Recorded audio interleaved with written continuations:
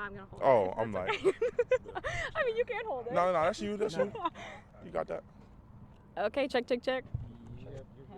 All right. Obviously, we're in week 2 at this point. How are you just slowing things down at this point and kind of getting accustomed to what's going on here in Washington? Just getting in with the playbook, getting in with my coaches, making sure we got clear communication going back and forth between myself, the coaches, the players, everybody on the field. So that's how I'm helping myself get used to what's going on out here. Perfect. Your coach mentioned a lot about speed and execution. Those were the 2 things he wanted to really hammer so far into this week. How would you rank those 2 things when you look at the whole team? We got a lot of speed, and we're putting a lot of pressure on execution. So they're both up there. It's just competition every day. So the more we compete, the higher our execution is going to be, and just our speed is going to increase at the same time. Being a rookie, do you feel like you've got to prove something to not only yourself, but to the guys around you right now, even though you are trying to make this collective kind of unit? Yeah, I definitely feel like I got something to prove, and I just come out every day with a chip on my shoulder. And back to the speed and execution, just trying to do that so they can trust me in the film room and on the field that I know what I'm doing, I can make the plays. During this time in OTAs, it's all about getting on the same page. But what would you think that page is for the Washington Commanders? Just making sure, we know we got a lot of new people here, new staff, so just making sure, like when you said, on the same page. It's easier said than done, but we're trying to get it done right now. Expectations for yourself this year. Obviously, it's super early, but you're a guy that sets expectations and wants to accomplish everything. So is there something specific you set out to achieve this year? Just getting on that field either any way I can, special teams, defense, just making sure I can get my name out there. What makes you someone that can get your name out there and make sure you are able to step on that field?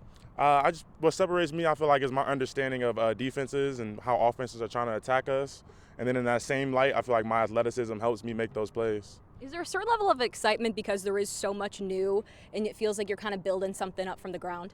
Could you say it one more time? Yeah, is there a certain level of just excitement? You know, you come into a program that's got a new coaching staff, a lot of new players, including yourself. Is there a certain level of this is the time that we can build something up from the ground up? For sure. And with the new coaches, it's just equal opportunist employer. Our coach, he mentions that all the time, like everybody's going to have a chance to play. So when you get the opportunity, make sure you know what's going on and make sure you can execute. Your first, obviously, season of OTAs, is it everything you thought it was going to be, or kind of walk us through that angle? I really didn't have too much of an expectation when I got out here. I'll tell you one thing, the sun is killing me. So, I might just make sure I hydrate and stay on top of all that. I was going to say, obviously there's a lot to learn when it comes to being a rookie on the field, but then off the field, whether that's the mental side of things, whether it's getting your body right. What sort of things have you already become kind of accepted?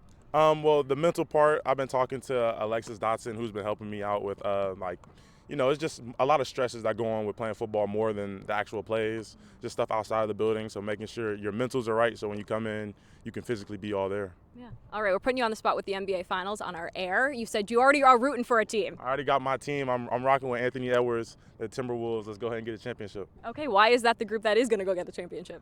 The moxie of that team and the energy, I just feel like they got it. A lot of the top 4 teams don't really have it now. I feel like it was Denver. They got Denver out of there, so I'm rolling with the Timberwolves. Is this a basketball team? Like, do you guys talk hoops or anything in that regard? Yeah, we talk hoops all the time. Everybody in here kind of wanted to be a hooper at one point, and then like the lineman may have gained a little bit too much weight. Everybody else realized they're not tall enough, but we talk hoops all the time in there. Okay, and then what was that story with you? Did you want to be a hooper at one point in your life? Yeah, for sure. I feel like I was a hooper at one point in my life, but I had to make a decision. Like, do I want to jump and land on my knees getting a little sore? So I decided to just stick with football. Yeah, the more physical sport, some would say. They say that, but it is what it is. Awesome, thank you so much. If there's a team that could give Minnesota problems, who do you think it would be? Boston, maybe. Nah, I'll say the Mavs will have the biggest because they got two offensive wings that you can't really stop. It just depends if they're on or off. So if they can get through Dallas, I'm saying Timberwolves win the championship. Yeah. That's good. Thank you very much. Awesome, nice to meet you. Thanks.